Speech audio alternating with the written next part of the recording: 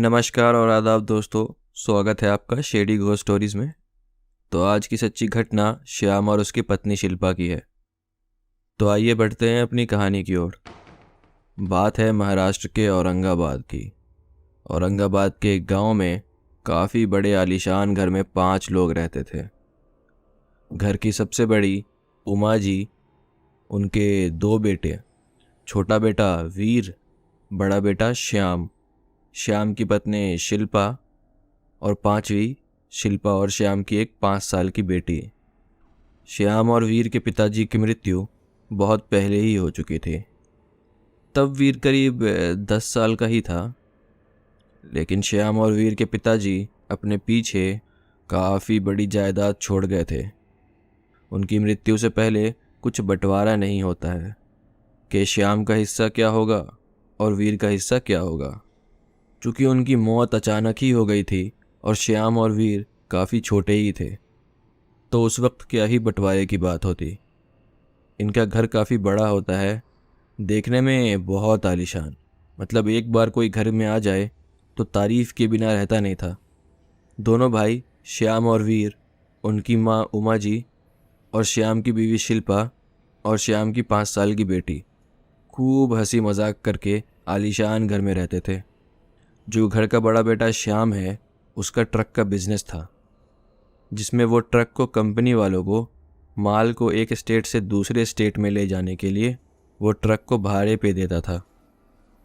साथ ही साथ इनके गांव में इनके बड़े बड़े खेत, आम लीची के बाग, गांव में बड़े बड़े प्लॉट।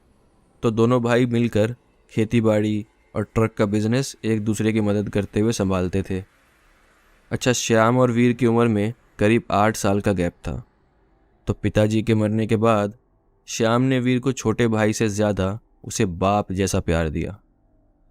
मतलब बचपन से वीर की ज़िद पूरी करना, डांटना पीटना, प्यार भी करना, सब कुछ श्याम बाखूबी करता था। अब इधर जब वीर 20-21 साल का हुआ तो उसकी भाभी शिल्पा और उसकी माँ उमा जी दोनों ने वीर के लिए रिश्ता देखना चालू किया। अब होता है ना, जब माता जी लोग अपने बच्चों का रिश्ता देखने लगती हैं तो गांव घर में खबर करती हैं कि हाँ, कोई अच्छी लड़की हो तो बताने को। जैसे ही वीर के रिश्ते की बात गांव में फैलती है, इनके साथ अजीबोगरीब घटना होना चालू हो जाती है। जो आप आगे सुनेंगे उनमें से कुछ ऐसी थी कि बाथरूम के छत पे खून से उंगलियों के निशान, सड़े हुए मांस और हड्डियाँ इनके मेन डोर पे फेंका हुआ मिलता था। इधर हफ्ता दिन भी नहीं बीतता, इनके घर पे एक लड़की आती थी, जानकी नाम की। शिल्पा की उससे थोड़ी दोस्ती भी थी।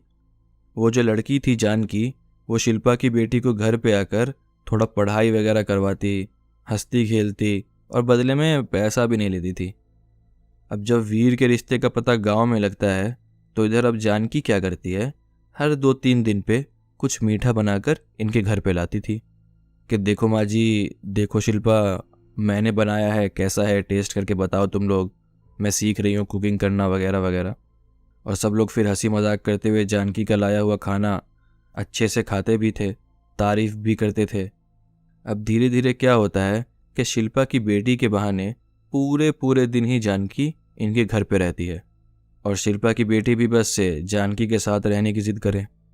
जब उमा जी देखती हैं कि अरे जानकी कितनी सही है, 18-19 साल में ही खाना बनाना, घूंघट करना, बच्चों को खिलाना सब आता है और है भी इतनी खूबसूरत, तो उमा जी अपनी बड़ी बहू शिल्पा से पूछती हैं कि बहू, ये जो तुम्हारी दोस्त है, क्या ख्याल है, कैसी है वो, चाल चलन में तो काफ़ी अच्छी मालूम पड़ती है, बेहद ही खूबसूरत भी है, तो वीर के लिए इसके घर पे बात करें क्या।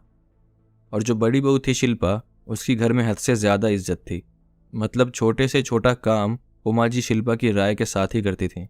उमा जी शिल्पा को बहू होने के बाद भी अपनी बेटी जैसा ही प्यार और इज्जत देती थी।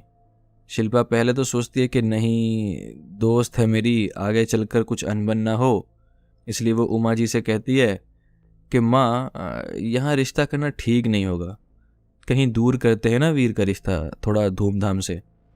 लेकिन फिर बाद में शिल्पा थोड़ा सोच विचार करती है, उसे बुरा भी लगता है कि माँ मुझसे राय ले रही थी, मैंने मना कर दिया। और आखिर बुराई ही क्या है जानकी में, अच्छी खूबसूरत लड़की है, वीर के लिए एकदम परफेक्ट है। फिर उसी रात शिल्पा सोच विचार करके उमा जी के पास आती है और बोलती है, हाँ माँ जी, आप देखो रिश्ता, एक बार कोशिश करके देख लेते हैं। जानकी से वीर का रिश्ता लग जाए तो अच्छा ही होगा वीर के लिए। अब 4-5 दिन हो जाते हैं, जानकी वीर के घर पे नहीं आती। इधर उमा जी भी बेचैन कि कब जानकी आए तो आगे कुछ बात बढ़े। अब चूंकि ये लोग जानकी के घर रिश्ता लेकर सीधा जाना नहीं चाहते थे, ये लोग चाहते थे कि एक बार जानकी आ जाए फिर थोड़ा और अच्छे से सोच विचार करके आगे की देखें। लेकिन इन 5 दिनों में इनके घर पे डेली रात को 1-2 बजे कुछ जलने की बदबू आ रही होती है।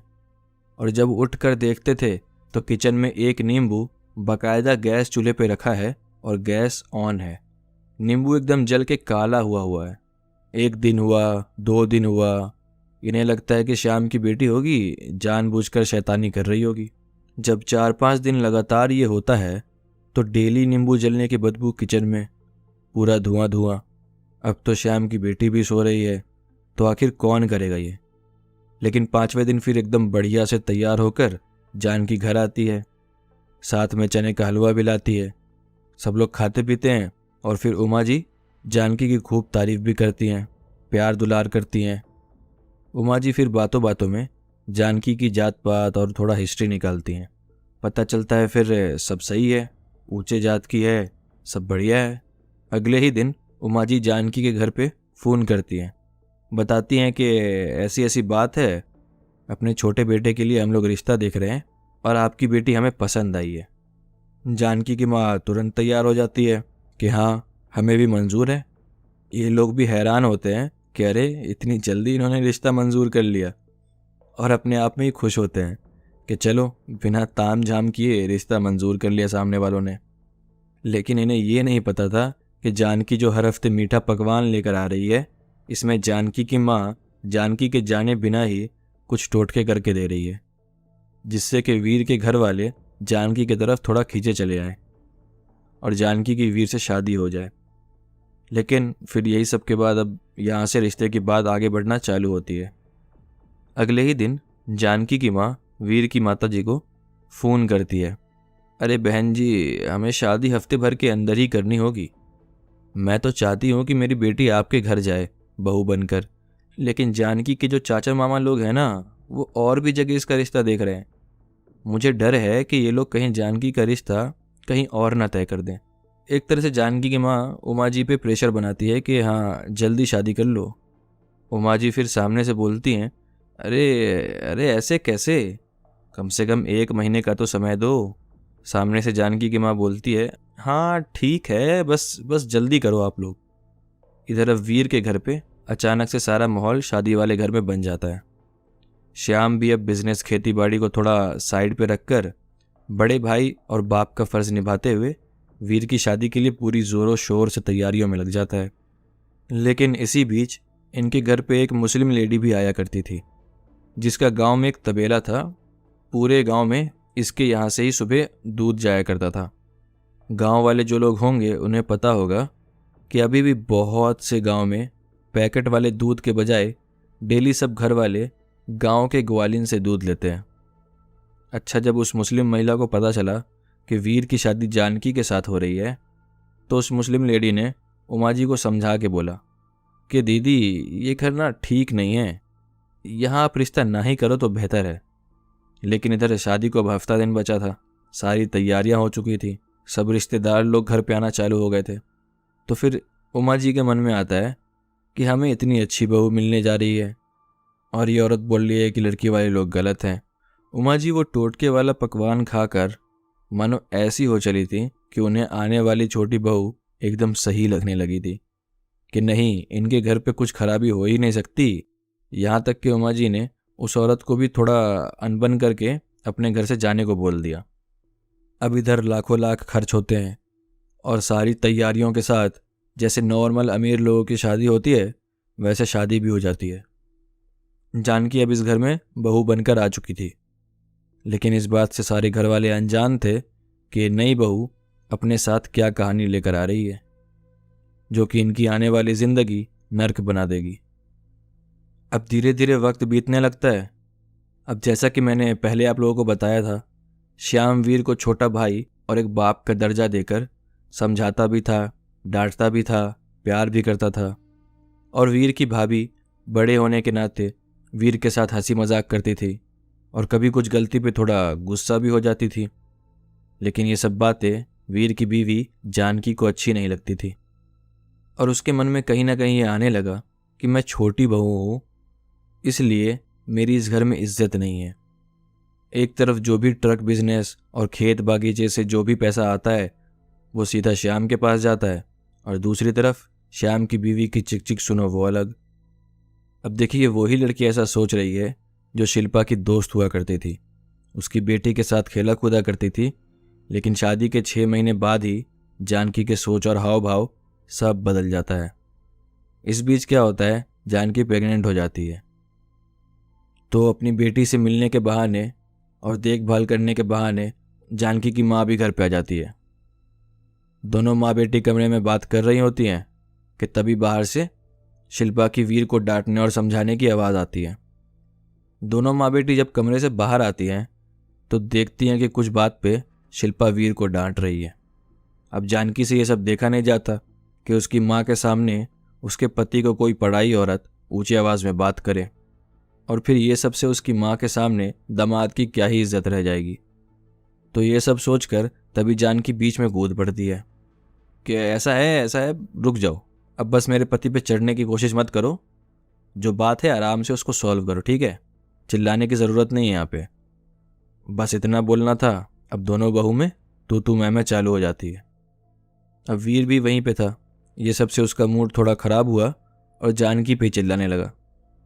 अब जहाँ जानकी को लग रहा था कि मैं अपने पति के हक़ में बात कर रही हूँ तो मेरा पति मेरे साइड लेगा या चुप खड़ा रहेगा, लेकिन यहाँ वीर जानकी पे ही चिल्लाने लगता है। वीर गुस्से में जानकी से बोलने लगा कि तुम्हें अभी कुछ नहीं पता है, ठीक है, नई नई आई हो अभी तुम। बचपन से श्याम भैया ने मुझे बड़े बाप की तरह पाला है और जब भाभी जी इस घर में आई श्याम भैया की पत्नी बनकर तो मैंने इन्हें अपनी माँ समान ही माना है। तो हाँ, अगर ये मुझे सही रास्ता दिखाने के लिए थोड़ा डांट दे रही हैं तो उसमें खराबी ही क्या है। खैर ये सब सुन के थोड़ा जानकी का मूड ऑफ होता है, लेकिन यहाँ पे बात ख़त्म हो जाती है। अब वापस जानकी और जानकी की माँ रूम में चली जाती हैं। अब यहाँ इन दोनों की बातें चालू होती है। जानकी की माँ अपनी बेटी से पूछती है कि क्या है ये घर का माहौल ऐसे ही है क्या, सब ऐसे ही चलता है क्या। जानकी भी थोड़ा इमोशनल हो रखी थी। तब उसने अपनी माँ को बताया कि हाँ ऐसे ही है घर का माहौल, जब तब शिल्पा बड़ी बहू होने के नाते मुझे डांट देती है, वीर को डांट देती है, और तो और घर में जितना भी पैसा आता है, चाहे ट्रक के बिजनेस से आए या आम लीची के बाग से या प्लॉट से, सब श्याम के हाथ में जाता है। जानकी की माँ ये सब बात सुनती है और अपनी बेटी से बोलती है, अच्छा दिक्कत मत ले, इसका इलाज मुझे पता है, कैसे करते हैं ऐसी औरतों को ठीक। जानकी पूछती है, अच्छा ऐसे कैसे। उसकी माँ बोलती है, ये सब बस तू मुझ पे छोड़ दे। रात आती है, सब लोग सो जाते हैं, सुबह होती है तो अगले ही दिन जानकी की माँ शिल्पा के रूम से शिल्पा के बाल और उसकी एक कंगन दोनों चुराती है। फिर कुछ बहाना बनाकर अपने घर जाती है कि हाँ जानकी के पापा के साथ घर में कुछ दिक्कत हो गई है तो मैं शाम तक वापस आऊँगी।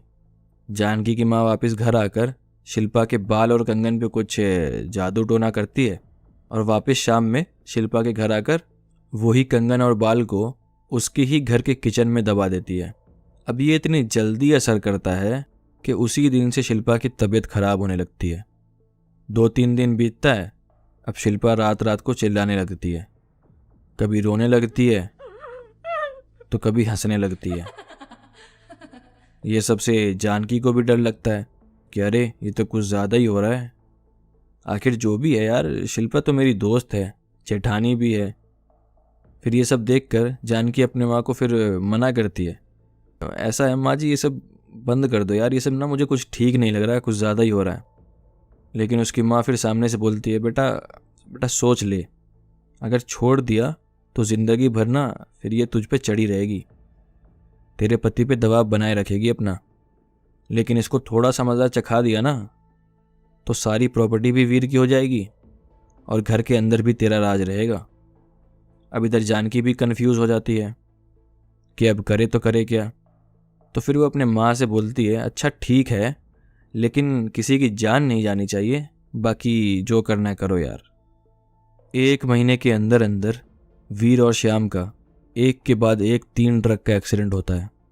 और सब ट्रक ड्राइवर का यही कहना था कि जहां रात में ट्रक किसी सुनसान एरिया से गुजरती है, तभी एक औरत ट्रक के सामने अपने बच्चे को लिए दिखती है और उसको बचाने के चक्कर में एक्सीडेंट होता है।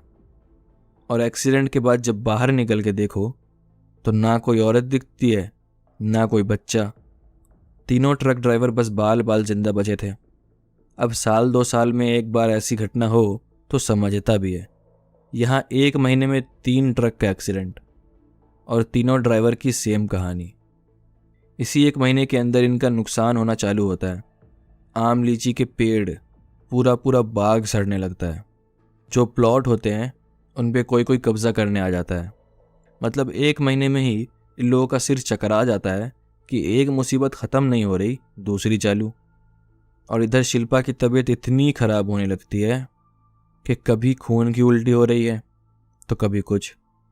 हद से ज़्यादा उसकी शक्ल बिगड़ रही थी। अब ऊपर से पागल जैसी हरकतें करने लगी थी। अपने आप ही हंसती, अपने आप ही रोती। कोई पास जाता तो गाली देकर भगा देती थी। इस सब से श्याम क्या करता है, अपनी 5 साल की बेटी को अपनी बीवी के मायके छोड़ाता है, क्योंकि उसकी बेटी के केयर करने वाला अब कोई नहीं था। शिल्पा तो खुद बेड से उठ नहीं पा रही है, ऊपर से उल्टी सीधी हरकतें कर रही है। मैं भी केयर नहीं कर पा रहा हूँ, शिल्पा पे ही सारा समय जा रहा है। और जो थोड़ा बहुत बचता है उसमें बाहर का काम निपटाना होता है। इस हालत में बच्ची अपनी माँ को देखेगी तो और डरेगी ही। और जानकी, जो कि पहले सारा सारा दिन उसकी बेटी के साथ खेला करती थी, अब पूरा पूरा दिन उसकी शक्ल देखे भी ना चले जाता है। इसलिए वो अपनी बेटी को अपनी बीवी के मायके छोड़ाता है।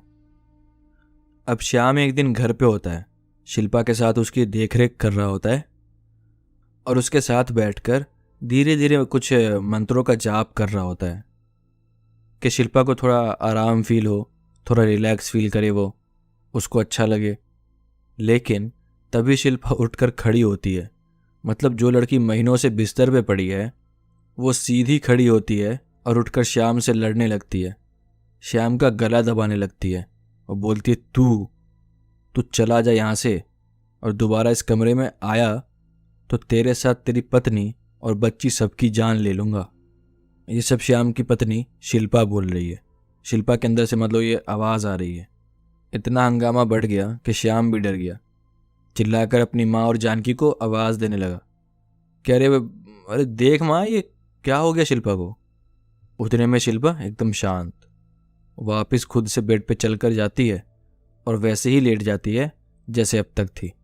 अब खैर ये सब थोड़ा जैसे तैसे शांत होता है, लेकिन इधर जानकी बोलती है कि मुझे तो लगता है शिल्पा पागल हो रही है। इसको हो ना हो पागलों के डॉक्टर से दिखाना बहुत ज़रूरी है। श्याम को भी लगता है कि हाँ यार, ये सब चीज़ें तो पूरा पूरा इशारा कर रही है कि शिल्पा पागल हो रही है। अगर आप शिल्पा को पागलों के डॉक्टर से नहीं दिखाया तो बात बिगड़ सकती है। यही सब बात होकर सब वापस अपने अपने रूम में चले जाते हैं। खैर वीर अभी हाईवे के एक साइड वाली प्लॉट पे होता है जहाँ इनके ट्रक्स वगैरह खड़े होते हैं। शाम के करीब 8 बज रहे होते हैं।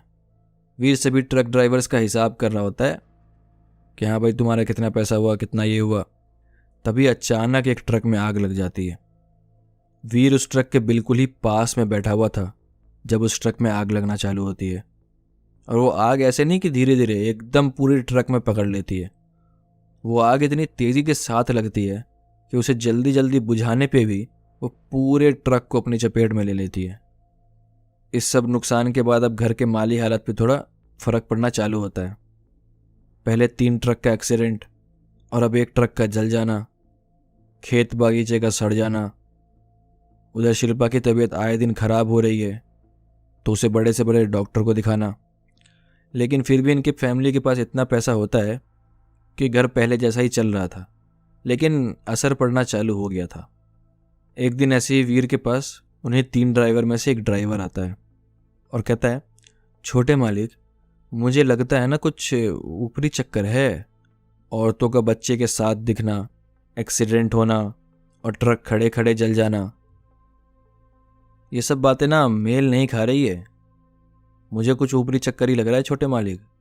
वीर सामने से ट्रक ड्राइवर पे ही भड़क जाता है कि अरे होता है ये सब, किसी कारण आग लग गई होगी, और साले तुम लोग दारू पी के ट्रक चलाओगे तो एक्सीडेंट होगा ही ना। और फिर कहानी बना देते हो कि औरत आ गई, गाड़ी आ गई, बच्चा आ गया। खैर उस पर गुस्सा करने के बाद वीर वापस घर आ जाता है। अब वीर जैसे ही इधर अपने मेन डोर से एंट्री मारता है तो देखता है पूरे गेट के सामने सड़े हुए मांस और हड्डियां पड़ी हैं। उन सड़े हुए मांस में से इतनी तेज दुर्गंध आ रही होती है, वीर यहाँ सोच में पड़ जाता है कि कहीं साला सच में हमारे घर पे जादू टोना तो नहीं हो रहा है। लेकिन फिर सोचता है नहीं यार, ऐसे ही हम लोग के दिन बुरे चल रहे हैं तो किसी गांव के जलने वाले लोग ने हमें और दुखी करने के लिए कर दिया होगा ऐसा। फिर वो सब बाहर का साफ करवा कर अंदर आता है, लेकिन किसी को बताता नहीं है कि बाहर उसने क्या देखा, क्योंकि फिर सब लोग पहले से ही दुखी हैं। ये सब बताकर उनको और टेंशन देना ये वो ठीक नहीं समझता है, इसलिए वो जाकर फिर सो जाता है। इसी रात क्या होता है, उमा जी के पास करीब 2 बजे रात में श्याम आता है और कहता है माँ जल्दी उठो, शिल्पा को जल्दी जल्दी में हॉस्पिटल लेकर गए हैं, उसकी हालत बहुत नाजुक है। आधी रात को उमा जी जब अपने बेटे को इस हालत में देखती हैं तो वो श्याम के साथ बिना कुछ देखे समझे ही चलने लगती हैं। उठती हैं, हड़बड़ाकर अपनी चप्पल पहनती हैं और श्याम के साथ निकल जाती हैं। जब उमा जी गाँव से थोड़ा दूर आ जाती हैं तो श्याम काफ़ी तेज़ी चल रहा होता है। उमा जी अपने बेटे श्याम को बोलती हैं बेटा रुक ना थोड़ा, लेकिन श्याम एकदम तेज़ आगे बढ़े जा रहा होता है, किसी बात का जवाब नहीं देता है। उमा जी पीछे से आवाज़ लगाती जाए, श्याम किसी बात का जवाब ना दे। पहले तो उमा जी नींद से घबरा के उठी थीं, उठ के बिना कुछ सोचे अपने बेटे के साथ निकल पड़ी थी। लेकिन उनका दिमाग जब थोड़ा स्थिर होता है तो वो सोचती हैं घर से निकलते समय बाइक भी बाहर खड़ी थी, गाड़ी भी बाहर खड़ी थी, श्याम पैदल क्यों लेकर जा रहा है मुझे। अब वापस वो श्याम को आवाज़ लगाने लगी कि अरे श्याम रुक थोड़ा, साथ चल, क्या हुआ पूरी बात तो बता। तभी देखते हैं कि श्याम आगे है ही नहीं, धुंधला होते होते वो गायब हो चुका था। उमा जी को भी अब समझ आ गया था कि ये कुछ तो गड़बड़ है और मेरा बेटा था ही नहीं। वो पीछे पलटते हैं और बेचारी बूढ़ी सोढ़ी लड़खड़ाते हुए घर की तरफ वापस भागती हैं। इतने में क्या देखती हैं कि सामने से एक बंदा वापस से श्याम की ही शक्ल में आधा जला हुआ सामने से आ रहा है। सामने आकर वो खड़ा हो जाता है, आकर नाचने लगता है और खुश होते हुए बोलता है, नाक से बोलता है डरा दिया, और वो खूब हंसे और एकदम से 5 सेकंड में वापस धुंधला होकर वापस से गायब। ये सब बेचारी बूढ़ी माँ देखकर चक्कर खाकर गिर जाती हैं। अब बूढ़ी सूढ़ी थी बेचारी, उसके सामने उसके बेटे के ही शक्ल में कोई छलावा आ जाए, वो भी उसकी बेटे की जली हुई शक्ल लेकर, और तो और सामने खड़े खड़े ओझल हो जाए तो उसका क्या ही हाल होगा। हो गई वो बेचारी बेहोश। अब देखते देखते सुबह होती है तो गांव के ना कुछ लोगों की आदत होती है कि घर में टॉयलेट होने के बावजूद वो खेत में ही जाके टॉयलेट करते हैं, क्योंकि उनको बचपन से ही आदत होती है कि खेत में फ्रेश होएंगे। तो जब कुछ लोग आए फ्रेश होने तो उन्होंने देखा कि अरे ये तो उमा जी हैं। लोग बाग फिर भागकर माँ जी के घर जाते हैं, दरवाज़ा पीटते हैं। श्याम दरवाज़ा खोलता है, फिर वीर और श्याम को सब बताते हैं कि अरे तुम्हारी माँ उधर बाहर पड़ी है। दोनों बेटे घर में देखते हैं कि सच में माँ घर पे नहीं है। भागते हुए फिर माँ के पास जाते हैं, उठाकर घर लेकर आते हैं, डॉक्टर को घर बुलाते हैं। थोड़े टाइम में होश आता है। अब माँ जी फिर रात की सारी बातें बताती हैं सबको कि कैसे कैसे उन्हें रात में छलावा दिखा, बाकायदा घर में आकर नींद से जगा कर ले गया। देखते ही देखते ये बात पूरे गांव में फैल जाती है। अब सबका दिमाग चलने लगता है। जब छलावा की बात सामने आ गई ना, भूत की एंट्री हो गई यहाँ पे, तो अब सब लोग यहाँ पे कड़ी से कड़ी जोड़ने लगते हैं।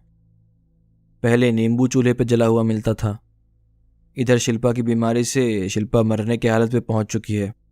वीर भी ट्रक की आग के चपेट में आने से बचा है। वीर फिर बोलने लगता है भाभी की तबीयत ऐसे ख़राब होना, ट्रक का एक्सीडेंट, और आज तो माँ की जान जाते जाते बची है। अब मेरी बीवी भी प्रेग्नेंट है, हो ना हो ये सब अब इस पे भी आएगा। भैया भाभी माता जी, मेरे साथ तो ये सब हो ही रहा है, अब अगला नंबर मेरी बीवी का ही है। जानकी भी सब सुन रही होती है। अब ये डर जाती है कि भांडा फूट सकता है, पता चल सकता है कि ये सब में तो मैं और मेरी माँ ही मिले हुए हैं। उस दिन ही बस जानकी अपनी माँ को फ़ोन करती है और सब बातें बताती है कि भाई देखो, यहाँ पे पता चल गया है कि जादू टोटका हो रहा है, ऐसा है, अब सब कुछ बंद कर दो, ज़्यादा ही हो गया सब कुछ। तो उसकी माँ भी सामने से हंसते हुए बोलती है, अच्छा ठीक है, अब 1-2 दिन में सब ठीक हो जाएगा। साथ के साथ एक और चाल चलती है। दिखावा करने के लिए जानकी की माँ अपने दामाद और अपनी बेटी के घर आती है और उमा जी से बोलती है कि हाय बहन जी, जानकी का फ़ोन आया था तो मुझे पता चला ये सब क्या हो गया, बहुत अफसोस की बात है, वगैरह वगैरह। जब उमा जी की रात वाले हादसे की बात गांव में पूरी तरह से फैलती है तो संयोग से वही मुस्लिम आंटी आती हैं जिनके यहाँ से पूरे गांव में दूध सप्लाई होता था और जिन्होंने पहले भी उमा जी को चेतावनी दी थी कि जानकी के घर वाले ठीक नहीं हैं, उनके यहाँ रिश्ता नहीं करने के लिए।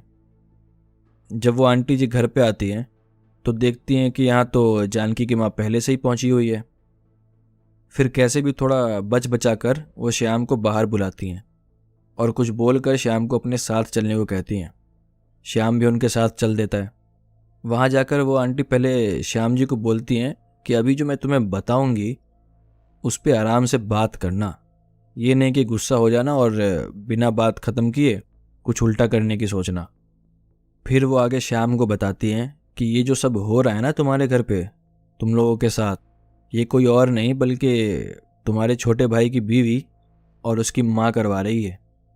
उस औरत ने बताया कि कैसे उसने पहले भी उमा जी को वहाँ रिश्ता करने से मना किया था, लेकिन फिर भी तुम लोग वहाँ रिश्ता कर लिए। आगे उन्होंने श्याम को बताया कि एक नहीं बल्कि 4-4 जिन छोड़े हुए हैं तुम्हारे घर पे इसने। फिर वो औरत बताती है कि घर जाओ और किचन का जो पानी जाने वाला पाइप है उस पाइप को हटाना और वहाँ तुम्हें देखने मिलेगा एक पन्नी में करके बाल रखा होगा जो कि शिल्पा का बाल है, और जिस बेड पे शिल्पा सोती है उस गद्दे के नीचे तुम्हें शिल्पा का कंगन मिलेगा। श्याम के लिए सब काफ़ी शॉकिंग था। श्याम इसे बोलता है कि मैं कैसे यकीन कर लूँ आप पे। तो वो आंटी बोलती है, बस मेरे पास भी एक ऐसी चीज़ है जो अनदेखी चीज़ों को देख सकता है, उसी ने मुझे तुम्हारे घर का हाल बताया है, और जाकर पहले तुम अपने घर पे चेक तो करो, फिर यकीन आ जाएगा। श्याम वापस घर पे आता है। उसको ठीक वैसे ही गद्दे के नीचे कंगन और किचन के पाइप में शिल्पा के बाल मिलते हैं। ये सब देखकर वापस वो भागकर आंटी जी के पास आता है कि हाँ, बाल और कंगन हैं, लेकिन अब ऐसा आगे क्या किया जाए, इसका तोड़ क्या है। तो आंटी बोलती हैं, देखो बेटा, जो चीज़ मेरे पास है और जिसने मुझे ये सब चीज़ तुम्हारे घर का बताया है वो मेरे पास बस एक है और जानकी की माँ के पास 8-10, तो मैं उसका सामना तो नहीं ही कर पाऊंगी। तुम जाकर किसी बड़े मौलाना या बड़े पंडित के पास जाओ, और हाँ, जब तक तोड़ ना निकले ना तब तक जानकी और इसकी माँ को कुछ पता नहीं चलना चाहिए। यहाँ तक कि अभी किसी को बोलो ही मत, पता ही मत चलने दो कि तुम्हें ये सब पता है। श्याम ये सब सुनकर तो मतलब टूट ही गया था, लेकिन फिर भी टूटे मन से घर आता है। अब वो बाबा लोग को ढूंढता है, लेकिन सब बस पैसा खाने वाले ही मिलते हैं। करीब 18-20 दिन बाद उसे एक तांत्रिक का पता चलता है। वो थक हार तो गया ही था ढोंगी बाबाओं के पास जाकर, सोचता है चलो तांत्रिक को भी एक ट्राई मारा जाए। श्याम वापस उसे सारी बात बताता है तो वो तांत्रिक बोलता, ठीक है, 2 बजे रात को मेरे यहाँ आना, या फिर अगर रुकना है तो मेरे पास रुक सकते हो 2 बजे तक। लेकिन श्याम बोलता, नहीं, मैं चला ही जाता हूँ, आऊँगा फिर आराम से रात को ही। वापस 1:30 बजे करीब श्याम तांत्रिक के पास चला जाता है। तांत्रिक पूछता, अच्छा बताओ क्या करना है, या तो मैं ये सारा खेल जानकी और उसकी माँ पे कर दूं, या फिर ये सब ख़त्म करवाना है। श्याम मना करता है कि नहीं जी, बस इसका तोड़ निकाल दो, इसको ख़त्म कर दो, किसी पे वापस भेजने की ज़रूरत नहीं है। तांत्रिक फिर अपने थैली में से इंसानी खोपड़ी, अगरबत्ती और जाने क्या क्या निकालता है। कुछ देर बाद, कुछ तंत्र मंत्र के बाद, अपने ही एक चेले के अंदर उस छलावे या जिन को लेकर आता है जिसने उमा जी को रात में परेशान किया था। अब यहाँ तांत्रिक के चेले की आंख एकदम काली हो जाती है और देखते ही देखते एकदम खौफनाक हंसी हंसने लगता है। वो तांत्रिक पता नहीं क्या क्या मंत्र या क्या क्या करता है, जिससे पता चल रहा था कि उसके चेले के अंदर जो भी है और जो अब तक डरावनी हंसी हंस रहा था, अब उसे अंदर ही अंदर दर्द हो रहा है। फिर एकाएक ही उसके चेले के अंदर से गुस्से में भरी एक आवाज़ आती है, अरे मुझे क्यों परेशान कर रहा है। और वो जानकी की माँ का नाम लेकर बोलता है कि उसने मेरे बेटे को कैद कर लिया है और वो मेरे बेटे को छोड़ने के बदले में हमसे अपना काम करवाती है। एक बार मेरे बेटे को आज़ाद करवा दे, तब देख मैं उस औरत का क्या हाल करता हूँ। तांत्रिक मान जाता है कि ठीक है, चल करा देंगे आज़ाद तेरे बेटे को, लेकिन अभी के अभी तुम जितने हो सारे इनका घर छोड़ो। इस बात पे वो छलावा या जिन जो भी था ये बात मान भी जाता है। तांत्रिक भी बिना पैसे लिए बोलता है कि जाओ, अब सब ठीक हो जाएगा। इधर श्याम घर आता है और सच में हफ्ते भर के अंदर में उसकी बीवी वापस बिस्तर से उठने लगती है, चलने लगती है, उसकी तबीयत ठीक होने लगती है और इनके घर पे हफ्ते भर से कोई बुरी खबर नहीं मिलती, सब सही चलने लगता है। एक हफ्ते में ही पता चलता है कि जानकी की माँ का कोई था पता ही नहीं है। हो ना हो तांत्रिक ने उस छलावे के बेटे को आज़ाद कर दिया होगा। उसके बाद हो सकता है उन छलावों या जिन ने उस औरत से अपना बदला भी ले लिया होगा। अब सब सही होता देख श्याम को भी यकीन हो जाता है कि हाँ, बला टल चुकी है। श्याम अपने पूरे परिवार को इकट्ठा करता है और अपने भाई वीर को उसकी बीवी की सारी करतूतें बताता है। वीर फिर अपनी बीवी से पूरा सच सुनता है और वीर की तो मानो ये सब सुनकर पूरा सिर ही चकरा गया था। लेकिन फिर वीर और जानकी की लड़ाई होती है, झगड़ा होता है। आखिर में वीर अपने पत्नी को घर से निकाल देता है। अब हफ्ता बीता, महीना बीता। अब वीर की पत्नी रोज़ रोए गिड़गिड़ाए कि मैं माँ के बहकावे में आ गई थी।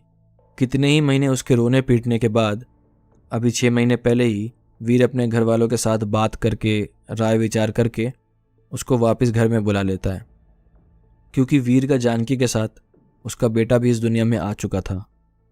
और चूंकि गांव की वो मुस्लिम आंटी जी से और तांत्रिक से जितना सुनने मिला था, उससे पता चलता था कि ज़्यादातर चीज़ें जानकी ने बस अपनी माँ के बहकावे में करी थी। अभी जानकी और वीर का एक बेटा भी है जो कि 8 महीने का हो चला है और ऊपर वाले के करम से सब ठीक है और पुरानी बातों को सब भुलाकर एक नए बेहतर फ्यूचर पे सब फोकस कर रहे हैं।